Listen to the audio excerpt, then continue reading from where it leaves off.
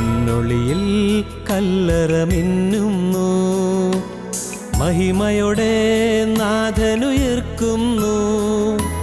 മുറിവുകളാൽ മൂടിയ മേനീതാ, നിറവോലും പ്രഭയിൽ മുഴുകുന്നു.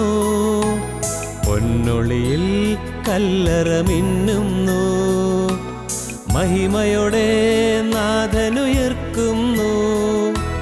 മുറിവുകളാൽ മൂടിയ മേനീതാ, നിറവോലും പ്രഭയിൽ മുഴുകുന്നു.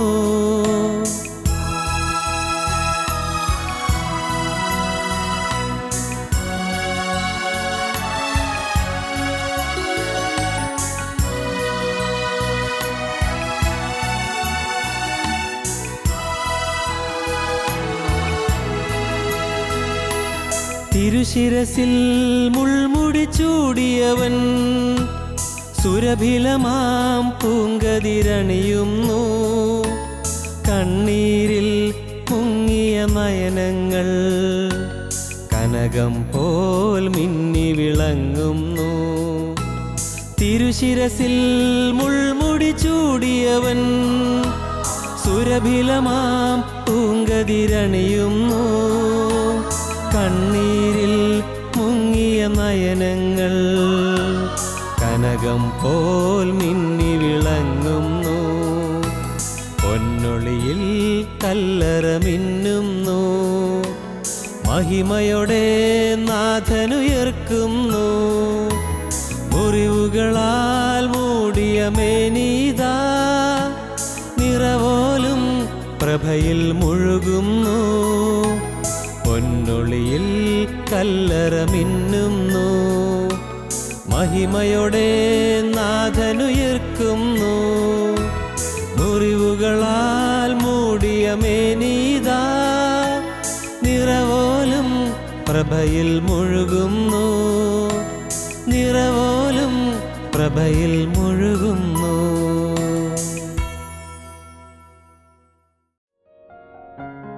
ഞങ്ങളും ക്രൂശിക്കപ്പെട്ട ക്രിസ്തുവിനെ പ്രസംഗിക്കുന്നു. യോന പ്രവാചകന്റെ പുസ്തകം 1-ാം അധ്യായത്തിന്റെ 6-ാം വാക്യം. കപ്പൽ പ്രമാണി അവൻ്റെ അടുക്കൽ വന്ന് അവനോട്, നീ ഉറങ്ങുന്നതെന്ത്? എഴുന്നേറ്റ് നിന്റെ ദൈവത്തെ വിളിച്ചപേക്ഷിക്ക, നാം നശിച്ചു പോകാതിരിക്കേണ്ടതിന് ദൈവം പക്ഷേ നമ്മെ കടാക്ഷിക്കുമെന്ന് പറഞ്ഞു. എഴുന്നേറ്റ് ദൈവത്തെ വിളിച്ചപേക്ഷിക്കുക. പ്രിയപ്പെട്ടവരെ, തീർച്ചയായും നാം പ്രാർത്ഥിച്ചാൽ നമുക്ക് പ്രാർത്ഥനയ്ക്ക് മറുപടി കിട്ടും. നിങ്ങൾ വിശ്വസിക്കൂ, നിങ്ങളെ തന്നെ ശുദ്ധീകരിച്ചുകൊണ്ട് കർത്താവായ യേശുവിനെ കർത്താവിൻ്റെ രക്ഷിതാവായി ഹൃദയത്തിൽ സ്വീകരിച്ചുകൊണ്ട്, എൻ്റെ പഴയ മനുഷ്യൻ മരിച്ചു, ഞാൻ പുതിയ മനുഷ്യനാണെന്നുള്ള തീരുമാനം എടുത്തുകൊണ്ട്, നിങ്ങൾ യേശുവിനെ ലഭിച്ചു എന്നുള്ള ഉറപ്പോടുകൂടെ, എൻ്റെ കർത്താവെ നീ എൻ്റെ പാവങ്ങളെ ക്ഷമിച്ചു തന്നല്ലോ എന്നുള്ള വിശ്വാസത്തോടുകൂടെ നിങ്ങളുടെ വിഷയങ്ങൾ ദൈവത്തിലേക്ക് കൊണ്ടുവന്നാൽ പ്രാർത്ഥനയ്ക്ക് മറുപടി ലഭിക്കും. ദൈവത്തിന് സ്തോത്രം. പ്രാർത്ഥനയ്ക്ക് മറുപടി ലഭിക്കുമെന്നുള്ളതിന് യാതൊരു സംശയവുമില്ല. നിങ്ങൾക്ക് ഏതെല്ലാം കാര്യങ്ങളാണ് നിങ്ങൾക്ക് സാധിച്ചു കിട്ടേണ്ടത്, അത് ഓരോന്നും ഓരോ വിഷയം വെച്ചുകൊണ്ട് നിങ്ങൾ പ്രാർത്ഥിക്കൂ. കാണാം, ആ പ്രാർത്ഥന ഒരുപക്ഷേ ഇപ്പോൾ ഉടനെ തന്നില്ല എന്ന് വരും, മറുപടി കിട്ടിയില്ല എന്ന് വരും. പക്ഷേ നിങ്ങൾ നിരാശപ്പെടരുത്, തളരരുത്. പ്രാർത്ഥനയ്ക്കുള്ള മറുപടിക്ക് വേണ്ടി നിങ്ങൾ കാത്തിരിക്കുക, തുടർന്ന് മുട്ടിപ്പായി പ്രാർത്ഥിച്ചുകൊണ്ടിരിക്കുക. സങ്കീർത്തനം 50:15 പറയും, കഷ്ടകാലത്ത് എന്നെ വിളിച്ചപേക്ഷിക്കുക, ഞാൻ നിന്നെ വിടുവിക്കുകയും നീ എന്നെ മഹത്വപ്പെടുത്തുകയും ചെയ്യും. 50-ാം സങ്കീർത്തനം 15-ാം വാക്യം. കഷ്ടകാലത്ത് എന്നെ വിളിച്ചപേക്ഷിക്കുക, ഞാൻ നിന്നെ വിടുവിക്കുകയും നീ എന്നെ മഹത്വപ്പെടുത്തുകയും ചെയ്യും. എന്ത് മനോഹരമായ വാക്യമാണത്. Call upon me in the day of your trouble, I will deliver thee and thou shalt glorify my name. എൻ്റെ നാമത്തെ നീ വിളിച്ചപേക്ഷിക്ക്, നിനക്ക് എന്നെ മഹത്വപ്പെടുത്താൻ സാധിക്കും. കഷ്ടകാലത്ത് എന്നെ വിളിച്ചപേക്ഷിക്കുക, ഞാൻ നിന്നെ വിടുവിക്കുകയും നീ എന്നെ മഹത്വപ്പെടുത്തുകയും ചെയ്യും. സങ്കീർത്തനക്കാരൻ പിന്നെയും പറഞ്ഞു, 46-ാം സങ്കീർത്തനം 1-ാം വാക്യം, ദൈവം നമ്മുടെ സങ്കേതവും ബലവുമാകുന്നു, കഷ്ടങ്ങളിൽ അവൻ ഏറ്റവും അടുത്ത തുണയായിരിക്കുന്നു. സ്തോത്രം. കഷ്ടങ്ങളിൽ ഏറ്റവും അടുത്ത തുണയായി. നമ്മുടെ കഷ്ടത കർത്താവ് കാണുന്നുണ്ട്, നമ്മുടെ ദുരിതം കർത്താവ് കാണുന്നുണ്ട്, നമ്മുടെ യാതന കർത്താവ് കാണുന്നുണ്ട്, നമ്മുടെ ഇല്ലായ്മയും അല്ലായ്മയും കർത്താവ് കാണുന്നുണ്ട്, നമ്മുടെ പോരായ്മകൾ കർത്താവ് കാണുന്നുണ്ട്. പ്രിയപ്പെട്ടവരെ, നമ്മുടെ ജീവിതത്തിലെ അരുതായികളിൽ നിന്ന് യാത്ര പറഞ്ഞത് കർത്താവ് കാണുന്നുണ്ട്. ഇനിമേൽ പാവം വരികയില്ലെന്നുള്ള നിങ്ങളുടെ തീരുമാനം കർത്താവ് കാണുന്നുണ്ട്. ഇനി അരുതാത്ത എനിക്ക് വേണ്ട എന്ന് നിങ്ങളുടെ തീരുമാനം കർത്താവ് കാണുന്നുണ്ട്. പ്രിയപ്പെട്ടവരെ, ഒന്ന് ചിന്തിക്കൂ, എന്തുണ്ടെങ്കിൽ എന്ത് ഫലം, എന്തെല്ലാം ഉണ്ടെങ്കിൽ എന്ത് ഫലം, എല്ലാം വിട്ടുന്ന ഒരു ദിവസം പോകണമല്ലോ, ഈ ഭൂമിയിൽ നിന്ന് മാറ്റപ്പെടുമല്ലോ. ഓരോ നിമിഷം കഴിയും തോറും നാം നമ്മുടെ മരണത്തോട് അടുത്തുകൊണ്ടിരിക്കുകയാണ്. ഏത് പ്രായത്തിലുള്ളവനാണെങ്കിലും ഓരോ ദിവസം കഴിയും തോറും മരണത്തോട് അടുത്തുകൊണ്ടിരിക്കുന്നു. എന്നാലോ കർത്താവ് പറയുന്നു, ദൈവം നമ്മുടെ സങ്കേതവും ബലവുമാകുന്നു, കഷ്ടങ്ങളിൽ അവൻ ഏറ്റവും അടുത്ത് തുണയായിരിക്കുന്നു. അതുകൊണ്ട് ഭൂമി മാറിപ്പോയാലും, പർവ്വതങ്ങൾ കുലുങ്ങി സമുദ്രമധ്യ വീണാലും, അതിലെ വെള്ളം ഇരച്ച് കലങ്ങിയാലും, അതിൻ്റെ കോപം കൊണ്ട് പർവ്വതങ്ങൾ കുലുങ്ങിയാലും നാം ഭയപ്പെടുകയില്ല. സ്തോത്രം. വൈകൂ. ദൈവം നമ്മുടെ സങ്കേതവും ബലവുമാകുന്നു, കഷ്ടങ്ങളിൽ അവൻ ഏറ്റവും അടുത്ത തുണയായിരിക്കുന്നു. ഏറ്റവും അടുത്ത very present help in the time of trouble. Very present help, ഏറ്റവും അടുത്ത തുണയായിരിക്കുന്നു. അതുകൊണ്ട് ഭൂമി മാറിപ്പോയാലും, പർവ്വതങ്ങൾ കുലുങ്ങി സമുദ്രമധ്യേ വീണാലും, അതിലെ വെള്ളമിരച്ച് കലങ്ങിയാലും, അതിൻ്റെ കോപം കൊണ്ട് പർവ്വതങ്ങൾ കുലുങ്ങിയാലും നാം ഭയപ്പെടുകയില്ല. എന്താണ് കാരണം? ഒരു നദിയുണ്ട്. അതിൻ്റെ തോടുകൾ ദൈവനഗരത്തെ, അത്യുന്നതന്റെ വിശുദ്ധ നിവാസത്തെ തന്നെ സന്തോഷിപ്പിക്കുന്നു. ഒരു നദിയുണ്ട്, ഒരു ഉറവയുണ്ട്. ഗോകുൽത്തായിൽ നിന്ന് പൊട്ടിയൊഴുകുന്നതായ ഒരു ഉറവയുണ്ട്. ആ തിരുരക്തത്തിൻ്റെ ഉറവയിൽ നിന്ന് എനിക്ക് ആശ്വാസം ലഭിക്കും. പ്രിയപ്പെട്ടവരെ, നിങ്ങൾ ഈ രാത്രി ഇത് കേട്ടുകൊണ്ടിരിക്കുമ്പോൾ നിങ്ങൾ വ്യക്തിപരമായ യേശുവിനെ അറിയുക, നിങ്ങളെ സ്നേഹിക്കുന്ന യേശുവിനെ അറിയുക, നിങ്ങളെ സ്നേഹിച്ച് നിങ്ങളുടെ അരികത്തേക്ക് വന്ന് നിങ്ങളോട് മധുരമായി സംസാരിക്കുന്ന യേശുവിനെ നിങ്ങൾ അറിയുക, നിങ്ങളോട് വാത്സല്യപൂർവ്വം സംസാരിക്കുന്ന യേശുവിനെ നിങ്ങൾ അറിയുക. യേശുവിൻ്റെ അരികത്തേക്ക് വന്നിരിക്കുകയാണ്, തൊട്ടടുത്ത് വന്ന് നിൽക്കുകയാണ്. മോളെ, നീ എന്തിനാണ് വിഷമിച്ചിരിക്കുന്നത്? ഞാൻ നിൻ്റെ നാഥനായിട്ടുണ്ടല്ലോ, നീ എൻ്റെ മുഖത്തേക്ക് നോക്കാത്തത് എന്ത്? മോനെ, നീ എന്താണ് വലഞ്ഞിരിക്കുന്നത്? നിൻ്റെ മുഖം വിഷാദമഗ്നമായിരിക്കുന്ന എന്താണ്? നിൻ്റെ മുഖം വാടിയിരിക്കുന്ന എന്താണ്? നീ എൻ്റെ മുഖത്തേക്ക് നോക്കൂ, ഞാൻ നിന്നെ പ്രസാദമുള്ളവനായി പ്രസന്നത്തിനാക്കി മാറ്റാമെന്ന് കർത്താവ് പറയുന്നു. സ്നേഹവാനായ ഒരു ദൈവമുണ്ട്. എൻ്റെ പ്രിയപ്പെട്ടവരെ, രുചിച്ചറിഞ്ഞുകൊണ്ടാണ് പറയുന്നത്. ഭാഗ്യവശാൽ ഈ ദൈവത്തെ കണ്ടുമുട്ടാൻ കഴിഞ്ഞു. എൻ്റെ 17-ാമത്തെ വയസ്സിൽ ഈ ദൈവത്തെ ഞാൻ കണ്ടുമുട്ടി. ദൈവത്തിന് സ്തോത്രം. പള്ളി ഉണ്ടായിരുന്നു, പള്ളിയിലെ പ്രാർത്ഥന ഉണ്ടായിരുന്നു, കുർബാനകളുണ്ടായിരുന്നു, വീട്ടിൽ നമസ്കാരം ഉണ്ടായിരുന്നു, നോമ്പുണ്ടായിരുന്നു, എല്ലാം ചിട്ടപ്പെട്ട് തന്നെയാണ് കഴിഞ്ഞത്. പ്രകടമായ പാപത്തിനൊന്നും പോയിട്ടുമില്ല. ഭാഗ്യം. ദൈവത്തിന് സ്തോത്രം. എന്നാൽ എൻ്റെ പ്രിയപ്പെട്ടവരെ, ഞാൻ 17-ാമത്തെ വയസ്സിൽ മാനസാന്തരപ്പെട്ടു. ദൈവത്തിന് വചനം കേട്ടു.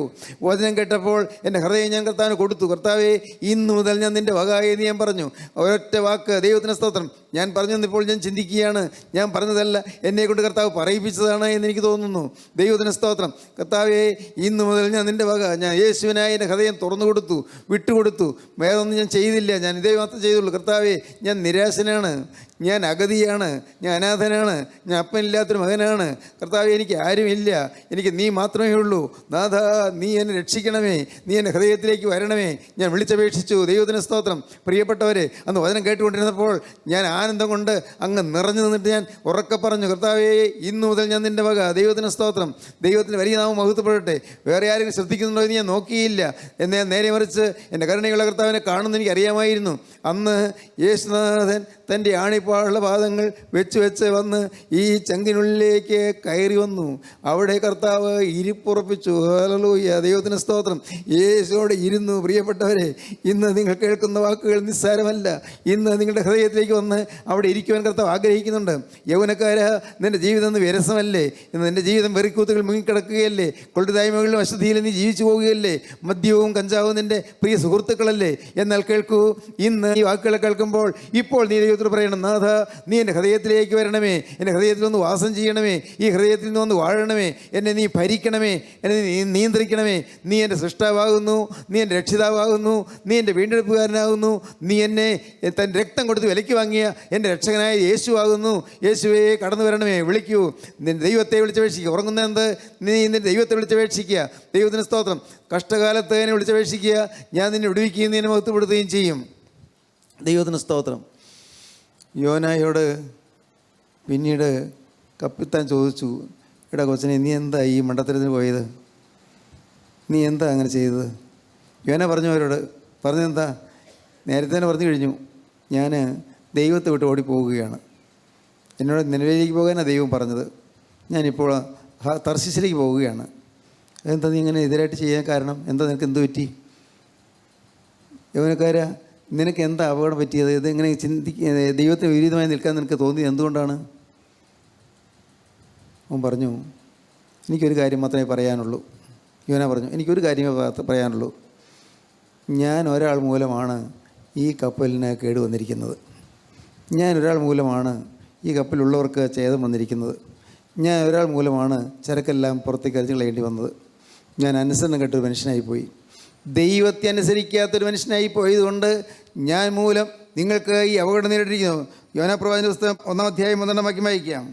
അവൻ അവരോട്, എന്നെ എടുത്ത് സമുദ്രത്തിലിട്ട് കളവീൻ, എന്നെ എടുത്ത് സമുദ്രത്തിലേക്ക് ഇട്ടുകളവീൻ, അപ്പോൾ സമുദ്രം അടങ്ങും. അപ്പോൾ സമുദ്രം അടങ്ങും.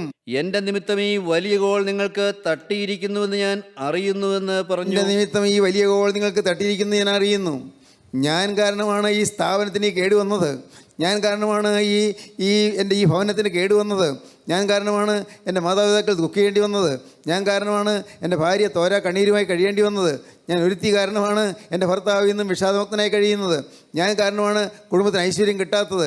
എൻ്റെ ജീവിതത്തിൽ ചില പാവങ്ങളുണ്ട്, അതെടുത്ത് എറിഞ്ഞ് കളയാതെ രക്ഷയില്ല. അകത്തിരിക്കുന്ന ചില കടാച്ചരക്കുകളുണ്ട്, ഇന്നും അത് അവിടെ അകത്തിരിക്കുകയാണ്. പുറത്ത് മിണ്ടിയിട്ടില്ല, പുറത്ത് കാണിച്ചിട്ടില്ല.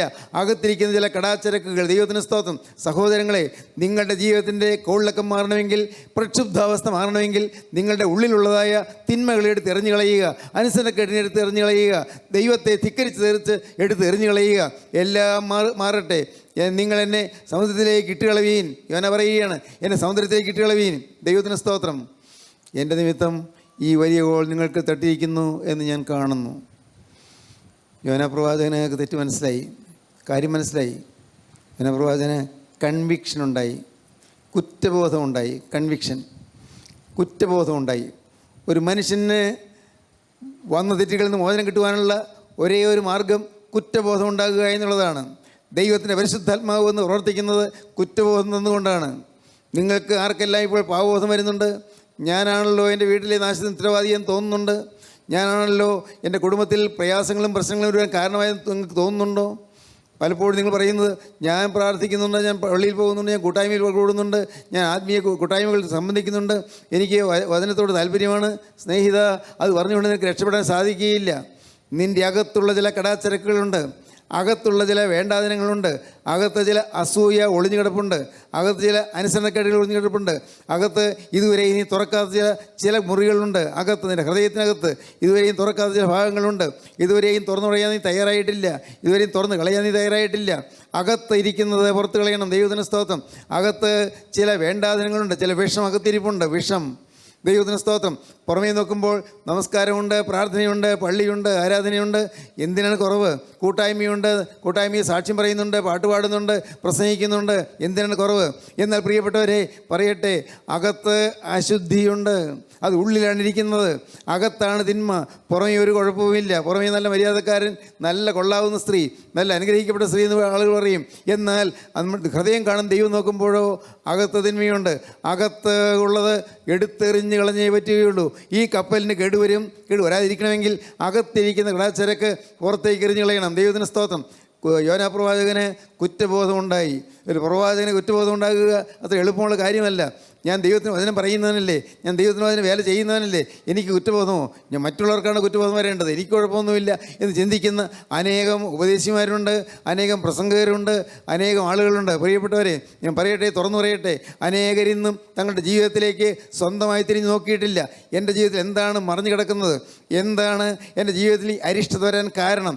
എന്തെങ്കിലും കാരണമുണ്ടോ? കർത്താവേ, എനിക്ക് കാണിച്ചു തരണമേ എന്ന് നിങ്ങളിപ്പോൾ ഓരോരുത്തരും സ്വന്തം ഹൃദയത്തിലേക്ക് തിരിഞ്ഞു നോക്കി കാണണം. കഴിഞ്ഞ കാലങ്ങളിലേക്ക് തിരിഞ്ഞു നോക്കണം.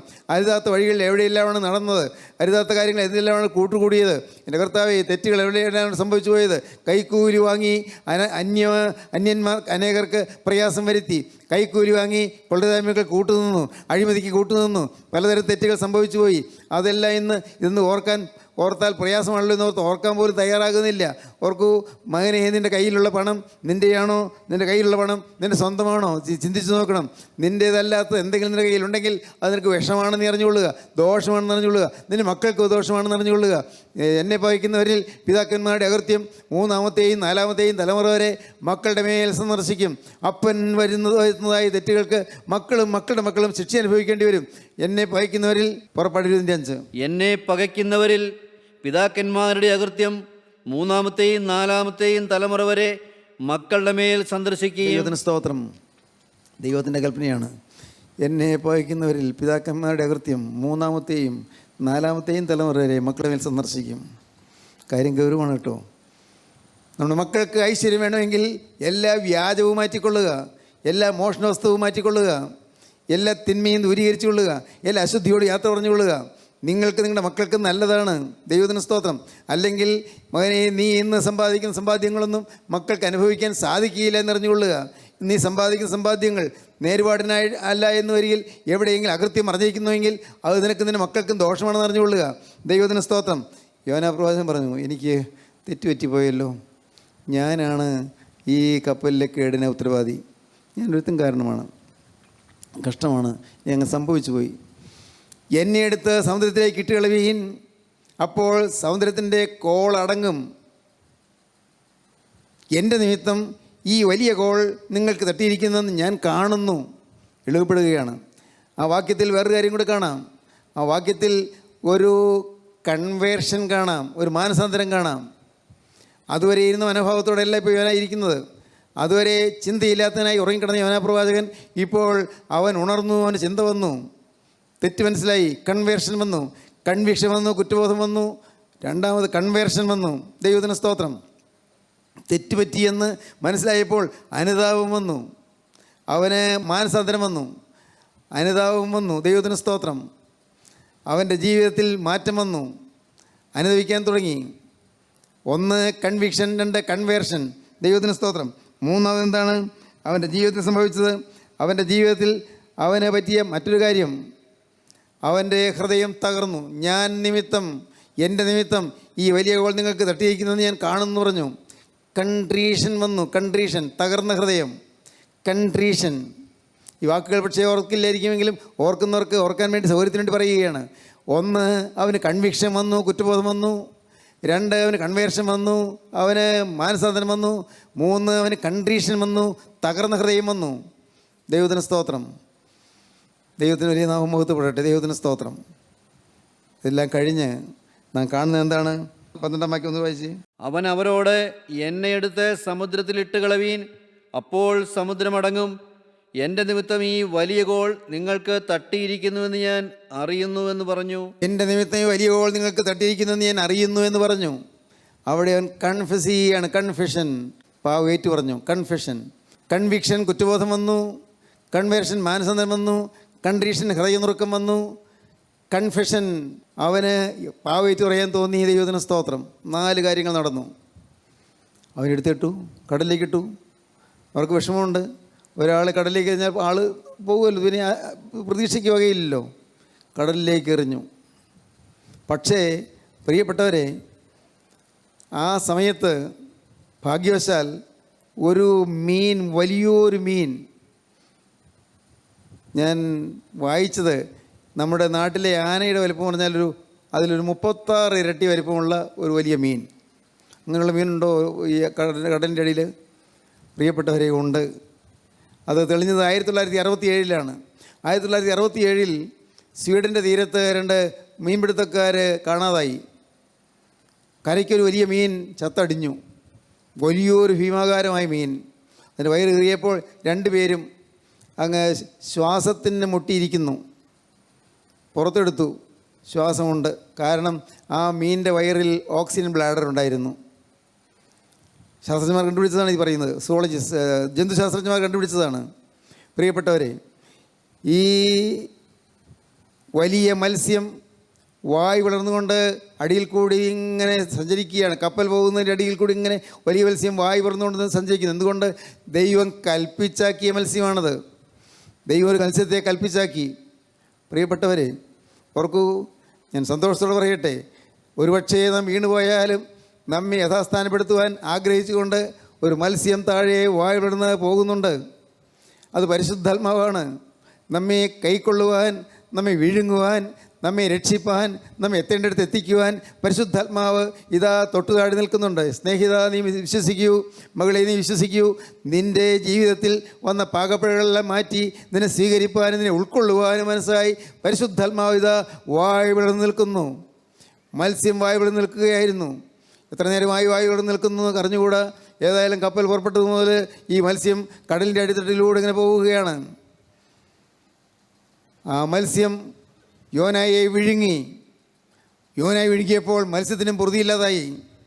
മത്സ്യത്തിന് ഇളക്കം തട്ടി. യോന കപ്പലിൽ ചെന്നപ്പോൾ കപ്പലിന് ഇളക്കം തട്ടി. യോന മത്സ്യത്തിൻ്റെ വയറ്റിൽ ചെന്നപ്പോൾ മത്സ്യത്തിനും ഇരിക്കപ്രതിയില്ലാതായി. മത്സ്യം പാഞ്ഞു പോകാൻ തുടങ്ങി. മത്സ്യം നേരെ മെഡിറ്ററേനിയൻ കടലിൽ കൂടി നേരെ പടിഞ്ഞാറോട്ട് പാഞ്ഞു. ജിബ്രാൾട്ടർ കടലിടുക്ക് കടന്നു. അറ്റ്ലാന്റിക് സമുദ്രത്തിൽ പ്രവേശിച്ചു. അറ്റ്ലാന്റിക് സമുദ്രത്തിൽ കൂടി ആഫ്രിക്കയുടെ പടിഞ്ഞാറ് തീരം ചുറ്റി ചെന്ന് ഗുഡുവപ്പുനമ്പ് ചുറ്റി ഇന്ത്യൻ മഹാസമുദ്രത്തിൽ പ്രവേശിച്ചു. ആഫ്രിക്കയുടെ കിഴക്കേ തീരത്തൂടെ നേരെ വടക്കോട്ട് ഓടി. എന്നിട്ട് ചെങ്കടലിൽ കടന്നു. ദൈവത്തിന് സ്തോത്രം. 5000 മൈല്. എന്തൊരത്ഭുതം! ഈ മത്സ്യം 3 ദിവസം കൊണ്ട് 5000 മൈൽ ഓടിത്തീർത്തു. സ്വസ്ഥതയില്ലാതെയാണ് ഓടുകയാണ്. എന്തിനാണാവോ?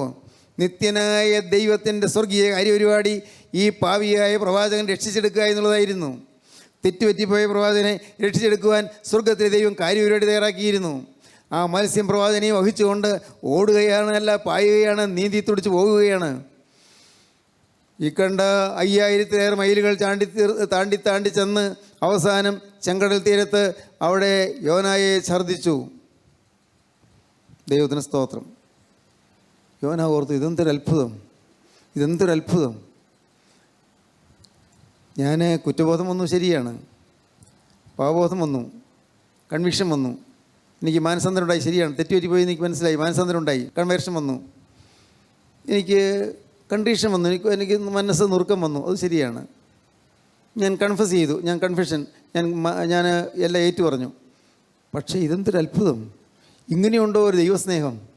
എന്നെ വിടാതെ കൂടുന്നൊരു ദൈവസ്നേഹം, എന്നെ വിടാതെ പിന്തുടരുന്നൊരു ദൈവസ്നേഹം, ഞാൻ എവിടെ പോയി ഒളിച്ചാലും എൻ്റെ പിറകെ വരും ദൈവസ്നേഹം, എന്നെ രക്ഷിച്ചെടുക്കുവാൻ അധ്വാനിക്കുന്ന ഒരു ദൈവസ്നേഹം പ്രവാചകന് മനസ്സിലായി. പ്രവാചകൻ അവിടെ നിനവേ തീരത്ത് ചെന്നു. 3 ദിവസത്തെ വഴി മുമ്പോട്ട് പോയി നടന്നു. പ്രവാചകൻ ചെന്ന് നിനവേയിൽ ചെന്ന് പ്രസംഗിച്ചു.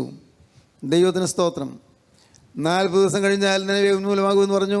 ദൈവം പറഞ്ഞത് പ്രവാചകൻ അനുസരിക്കാൻ തയ്യാറായി. 3-ാം അധ്യായം 1-ാം വാക്യം വായിക്കാം. യഹോവയുടെ അരുളപ്പാട് 2-ാം പ്രാവശ്യം യോനായ്ക്ക് ഉണ്ടായതെന്തെന്നാൽ, നീ പുറപ്പെട്ട് മഹാനഗരമായ നിനവയിലേക്ക് ചെന്ന് ഞാൻ നിന്നോട് അരുളി ചെയ്യുന്ന പ്രസംഗം അതിനോട് പ്രസംഗിക്കുക. നീ ചെന്ന് ഞാൻ പറയുന്ന പ്രസംഗം നീ അതിനോട് അവിടെ പ്രസംഗിക്കുക. എങ്ങനെ? 2-ാം പ്രാവശ്യം അരുളപ്പാടുണ്ടായി. ഫസ്റ്റ് ചാൻസ് നഷ്ടപ്പെടുത്തി, ഒരു സെക്കൻഡ് ചാൻസ് തരികയാണ്. ദൈവത്തിന് സ്തോത്രം. പ്രിയപ്പെട്ടവരെ, ഞാൻ ദൈവത്തിൻ്റെ എളിയപ്പെട്ടുകൊണ്ട് ഞാൻ പറയും, എൻ്റെ കർത്താവേ, ഫസ്റ്റ് ചാൻസും അല്ല സെക്കൻഡ് ചാൻസും അല്ല, എത്രയോ ചാൻസസ് നീ എനിക്ക് തന്നു, എത്രയോ അവസരങ്ങൾ നീ എനിക്ക് നീട്ടിത്തന്നു, എത്രയോ അവസരങ്ങൾ. ദൈവത്തിൻ്റെ വലിയ നാമം മഹത്വപ്പെടട്ടെ. നിങ്ങൾക്ക് ചാൻസസ് തന്നില്ലേ? ഇല്ലേ? ഓർമ്മയുണ്ടോ? ഓപ്പറേഷൻ ടേബിളിൽ നിന്ന് പുറത്ത് വരികയില്ലെന്ന്, ജീവനോടെ പുറത്ത് വരികയില്ലെന്ന് വിചാരിച്ചിരുന്നതല്ലേ? ജീവനോടെ വന്നില്ലേ? ദൈവത്തിന് സ്തോത്രം. നീ ആശയ്ക്ക് വകയില്ലെന്ന് വിചാരിച്ചിരുന്നതല്ലേ? കർത്താവ് പ്രത്യാശ തന്നില്ലേ? നീ പ്രതീക്ഷയ്ക്ക് വകയില്ലെന്ന് വിചാരിച്ചിരുന്നതല്ലേ? കർത്താവ് പ്രതീക്ഷ പുതുതാക്കി തന്നില്ലേ? എനിക്കൊരു നല്ല കാലം ഉണ്ടാവുകയില്ലെന്ന് വിചാരിച്ചിരുന്നതല്ലേ? നല്ല കാലങ്ങൾ കർത്താവ് തന്നില്ലേ? എനിക്കൊരു കുഞ്ഞ് പിറക്കുകയില്ലെന്ന് വിചാരിച്ചിരുന്നതല്ലേ? ഓമനക്കുഞ്ഞിനെ കയ്യിലെന്താൻ ഭാഗ്യം തന്നില്ലേ? ദൈവത്തിന് സ്തോത്രം. ചാൻസസ് വീണ്ടും വീണ്ടും തരുന്നൊരു ദൈവം, മകനെ ദീർഘക്ഷമയുള്ളവനായ ദൈവം. അതുകൊണ്ടാണ് ഞാൻ നിങ്ങളും ജീവിക്കുന്നത്. എൻ്റെ കർത്താവ് ദീർഘക്ഷമയുള്ളവനാണ്, ഏത് കൊടിയ പാപിയെയും സ്നേഹിക്കുന്നവനാണ്. എൻ്റെ കർത്താവ് ആരുടെയും പാവം നോക്കി അവൻ ശിക്ഷിക്കുന്നവനല്ല, ഓരോരുത്തരെയും സ്നേഹിക്കുന്നവനാണ്. കർത്താവായ യേശു സ്നേഹമാണ്. ഇന്ന് എൻ്റെ സഹോദരങ്ങളെ നിങ്ങളോട് ഞാൻ പറയട്ടെ, നിങ്ങൾ യേശുവിനെ കാണുക, യേശുവിനെ വിശ്വസിക്കുക, ആ സ്നേഹനിധിയെ നിങ്ങൾ അടുത്ത് കാണുക. അവനോട് പറയുക, കർത്താവേ, നീ എനിക്ക് അവസരം നീട്ടി തന്നല്ലോ, ഇത്രയും കാലം നീ എനിക്ക് അവസരം തന്നല്ലോ, നീ എനിക്ക് ഇനിയും ജീവിക്കാൻ അവസരം തന്നല്ലോ, എനിക്ക് നീ വീണ്ടും നല്ല കാലങ്ങൾ തന്നല്ലോ, സമാധാന കാലങ്ങൾ തന്നല്ലോ. നാഥാ, ഒരു വിവാഹം നടക്കില്ലെന്ന് വിചാരിച്ചിരുന്നെങ്കിലും വിവാഹം നടത്തി തന്നല്ലോ. എൻ്റെ കർത്താവേ, എൻ്റെ ദൈവമേ, ഞങ്ങളുടെ കുടുംബത്തിൽ സമാധാനം കിട്ടുമെന്ന് വിചാരിച്ചിരുന്നില്ലല്ലോ, വീണ്ടും സമാധാനം തന്നല്ലോ. നല്ലവനേ, നീ എത്ര നല്ലവൻ. യേശുവേ, നീ എത്ര വല്ലഭൻ. എൻ്റെ നാഥാ, നീ എത്ര നല്ലവൻ. എൻ്റെ യേശുവേ, നീ എത്ര രക്ഷാകരൻ. ഹല്ലേലൂയ. ദൈവത്തിന് സ്തോത്രം. ഇന്ന് ഇത് കേട്ടുകൊണ്ടിരിക്കുമ്പോൾ തന്നെ നിങ്ങൾക്ക് വിനയപ്പെടാം. കർത്താവിൻ്റെ പാദത്തിൽ നിങ്ങൾക്ക് താഴ്ത്തി വയ്ക്കാം. നിങ്ങൾക്ക് പറയാം, കർത്താവേ, ഞാനിതാ നിൻ്റെ കമ്മീഷൻ ഏറ്റെടുക്കുന്നു, നിൻ്റെ നിയോഗം ഏറ്റെടുക്കുന്നു, നിൻ്റെ വേല ഏറ്റെടുക്കുന്നു. നീ പോയി 2-ാം പ്രാവശ്യം എളുപ്പമുണ്ടായി നീ എന്ന് പ്രസംഗിക്കുക എന്ന് വീണ്ടും എളുപ്പമുണ്ടായി, വീണ്ടും കമ്മീഷൻ ലഭിക്കുകയാണ്. ദൈവത്തിന് സ്തോത്രം. ദൈവത്തിന് സ്തോത്രം. 5 വാക്കുകൾ. 1 കൺവിക്ഷൻ ലഭിച്ചു യോനയ്ക്ക്, 2 കൺവേർഷൻ ലഭിച്ചു യോനയ്ക്ക്, 3 കൺട്രീഷൻ ലഭിച്ചു യോനയ്ക്ക്, 4 കൺഫ്യൂഷൻ ഉണ്ടായി യോനയ്ക്ക്. മാത്രമല്ല കമ്മീഷൻ ലഭിക്കുകയാണ്. എന്താണ് കമ്മീഷൻ? നീ നിയോഗം ലഭിച്ചു, നീ വേല ചെയ്യാൻ പോകുക. നീ അടങ്ങിയിരിക്കരുത്. നീ ഇത്രയും കാലം അടങ്ങിയിരുന്നു പോയി, ഉറങ്ങിക്കിടന്നു പോയി. വേല ചെയ്യാൻ ഇറങ്ങുക, ആത്മാക്കളെ നേടാൻ നീ ഇറങ്ങുക, കൊയ്ത്ത് കറ്റകൾ നേടിയെടുക്കാൻ നീ ഇറങ്ങുക, ഓടിയിറങ്ങുക വയലിലേക്ക്. വയലിലെ വിളകൾ നീ ഇപ്പോൾ അത് കൊയ്തില്ലെങ്കിൽ അത് എലിമാളങ്ങളിൽ പോകും. അതിപ്പോൾ നീ കൊയ്തില്ലെങ്കിൽ അത് പക്ഷികൾ കൊത്തിക്കൊണ്ടുപോകും. അത് ദൈവത്തിൻ്റെ കളപ്പുരയിലേക്ക് വരികയില്ല. ദൈവത്തിൻ്റെ കളപ്പുരയിലേക്ക് വരേണ്ട ചില നെന്മണികളുണ്ട്. അതിനെ തേടി നീ ഇറങ്ങുക, നീ പുറപ്പെടുക, നീ ദൈവത്തിൻ്റെ വേലക്കാരനാകുക. കർത്താവ് വരുമ്പോൾ, കർത്താവിൻ്റെ രണ്ടാമത്തെ വരയിൽ നല്ലൊരു വിശ്വസ്തനായ ദാസനെ എന്നുള്ള വിളി കേൾക്കാൻ എൻ്റെ സഹോദരങ്ങളെ നിങ്ങൾ ഒരുങ്ങുക. നല്ലൊരു വിശ്വസ്തനായ ദാസനെ, നീ അല്പത്തിൽ വിശ്വസ്തനായിരുന്നു, ഞാൻ നിന്നെ അധികത്തിന് വിചാരകനാക്കുമെന്നുള്ള ഇമ്പനാദം കേൾക്കാൻ നമുക്ക് ഒരുങ്ങണ്ടേ പ്രിയപ്പെട്ടവരെ? നമുക്ക് ഒരുങ്ങണ്ടേ? നമുക്ക് യേശുവിനെ സ്വീകരിക്കാം. ഇപ്പോൾ നിങ്ങളുടെ തലകളെ നിങ്ങൾ കണക്കുക. നിങ്ങളുടെ തലകളെ ഉണക്കിക്കൊണ്ട് കണ്ണിൽ അടച്ചുകൊണ്ട് നിങ്ങൾ ഈ പ്രാർത്ഥനയിൽ പങ്കുചേരുക. കരുണയുള്ള കർത്താവേ, എന്നെ നീ അനുഗ്രഹിക്കണമേ നിങ്ങൾ പറയുക. എൻ്റെ യേശുവേ, എനിക്ക് എൻ്റെ കർത്താവേ തെറ്റുകൾ പറ്റിപ്പോയി, ഞാൻ ഉറങ്ങിപ്പോയി, ഞാൻ മയങ്ങിപ്പോയി, ഞാൻ ജീവിതത്തിൻ്റെ കാര്യങ്ങൾ ഗ്രഹിക്കാതെ ഞാൻ അലസനായിപ്പോയി എൻ്റെ കർത്താവേ. എന്നാൽ എഴുന്നേറ്റ് വിളിച്ചപേക്ഷിക്കുക എന്ന ആ ശബ്ദം കേട്ടപ്പോൾ ഞാൻ എഴുന്നേറ്റു. ഭാഗ്യമായി കർത്താവേ, എഴുന്നേറ്റ് ദൈവത്തിൻ്റെ നാമത്തിൽ വിളിച്ച് അപേക്ഷിക്കുക എന്നുള്ള വാക്ക് കേട്ടപ്പോൾ ഞാൻ എഴുന്നേറ്റു. എനിക്ക് എൻ്റെ കർത്താവേ, നീ എനിക്ക് കുറ്റബോധം തന്നു, നീ എനിക്ക് മാനസാന്തരം തന്നു, നീ എനിക്ക് ഹൃദയത്തിന് തകർച്ച തന്നു, തകർന്ന ഹൃദയം തന്നു. മാത്രമല്ല എൻ്റെ കർത്താവേ, ഒരു സത്യമായി ഏറ്റുപറച്ചിലിന് ഒരു ഭാഗ്യം തന്നു. ഇപ്പോൾ നീ ഇതാ എന്നോട് വീണ്ടും പറയുന്നു, വീണ്ടും സെക്കൻഡ് ചാൻസ് പറയുന്നു. നീ എഴുന്നേറ്റ് പ്രസംഗിക്കുക, കമ്മീഷൻ തരും. ദൈവത്തിന് സ്തോത്രം. എൻ്റെ പ്രിയപ്പെട്ടവരെ, എഴുന്നേറ്റ് വിളിച്ചപേക്ഷിക്കുക. യേശു അടുത്തു വന്ന് നിൽക്കുന്നു, നിങ്ങളുടെ നേരെ ഏതിൻ്റെ കര നീട്ടുന്നു. നിങ്ങൾക്കിപ്പോൾ ആ തൃക്കരത്തിലേക്ക് നിങ്ങളുടെ ജീവിതം വെച്ച് കൊടുക്കാം, നിങ്ങളുടെ ഭാവി ഏൽപ്പിച്ചു കൊടുക്കാം. നിങ്ങളുടെ ഓരോരുത്തരെയും ഭാവി യേശുവിൻ്റെ കരങ്ങളിലേക്ക് വെച്ച് കൊടുക്കുക. ഒരു നിത്യതയിലേക്ക് നാം ചെല്ലുമ്പോൾ നാം നിരാശരായി പോകേണ്ട വരരുത്, നിത്യനരകത്തിലേക്ക് പോകേണ്ട വരരുത്. യേശു ക്രിസ്തുവിൻ്റെ സ്വർഗീയ സ്നേഹ സാമ്രാജ്യത്തിലേക്ക് കടന്നു ചെല്ലുവാൻ ഇപ്പോൾ തന്നെ നിങ്ങൾ ഒരുങ്ങുക. യേശുവിൻ്റെ വാക്ക് പറയുക, യേശുവേ, തിരക്തത്താൽ എന്നെ കഴുകണമേ, തിരക്തത്താൽ എന്നെ ശുദ്ധീകരിക്കണമേ, തിരക്തത്താൽ എന്നെ വീണ്ടെടുക്കണമേ. ഇന്നു മുതൽ നാഥ, ഞാൻ നിൻ്റെ വക. യേശുവേ, ഞാൻ നിൻ്റെ വക. ഇങ്ങനെ വാസ്തവമായി പ്രവർത്തിച്ചവരാണെങ്കിൽ നിങ്ങളുടെ കരങ്ങളെ നിങ്ങൾക്ക് ഉയർത്തിപ്പിടിക്കാം. ഹല്ലേലൂയ. യേശുവിൻ്റെ കരം നിങ്ങളുടെ കരത്തിൽ പിടിക്കും. യേശുവിൻ്റെ കരം നിങ്ങളെ പിടിച്ച് എഴുന്നേൽപ്പിക്കും. യേശുവിൻ്റെ കരം നിങ്ങളെ അനുഗ്രഹിക്കും. യേശു നിങ്ങളുടെ സകല പാപങ്ങൾ ക്ഷമിക്കും. നിങ്ങൾക്ക് പുതിയ ജീവിതം തരും. ദൈവത്തിന് സ്തോത്രം. കാരുണ്യവാനായ ഞങ്ങളുടെ സ്വർഗീയ പിതാവേ, അവിടുത്തെ മഹത്വപൂർണ്ണമായ ഈ നല്ല സമയത്തിനായി ഞങ്ങൾ നിന്നെ സ്തുതിക്കുന്നു, ഞങ്ങൾ നിന്നെ സ്തോത്രം ചെയ്യുന്നു. കർത്താവേ, അവിടുത്തെ മഹത്വമേറിയ വചനം ഞങ്ങൾക്ക് തന്നതിനായി നന്ദിയോടെ സ്തോത്രം. അപ്പോൾ ഈ മക്കളെല്ലാവരെയും അനുഗ്രഹിക്കണമേ, ശാപങ്ങൾ മാറ്റണമേ, ബാധകൾ മാറ്റണമേ, ബന്ധനങ്ങൾ അഴിക്കണമേ. കർത്താവേ, സാത്താൻ കെട്ടിയ കോട്ടകളെല്ലാം തകർത്ത് കളയണമേ, സാത്താൻ്റെ വേലികൾ പൊളിച്ചു കളയണമേ, എല്ലാവരെയും രക്ഷിക്കണമേ. കർത്താവേ, എൻ്റെ നാഥ, നിത്യജീവന് വേണ്ടി എല്ലാവരെയും ഒരുക്കണമേ. രണ്ടാമത്തെ വരയിൽ പറന്നു വരുന്ന വിശുദ്ധന്മാരുടെ നിലനിൽപ്പാൻ എല്ലാവരെയും അവിടെ നിന്ന് ഒരുക്കിക്കൊള്ളണമേ. നാഥ, എല്ലാവരെയും അനുഗ്രഹിച്ച് എഴുന്നേൽപ്പിച്ച് പറഞ്ഞയക്കണമേ. യേശുക്രിസ്തുവിൻ്റെ പരിശുദ്ധ നാമത്തിൽ പ്രാർത്ഥിക്കുന്ന കൃപയോടെ കേൾക്കണം പിതാവേ. ആമീൻ. ഹല്ലേലൂയ.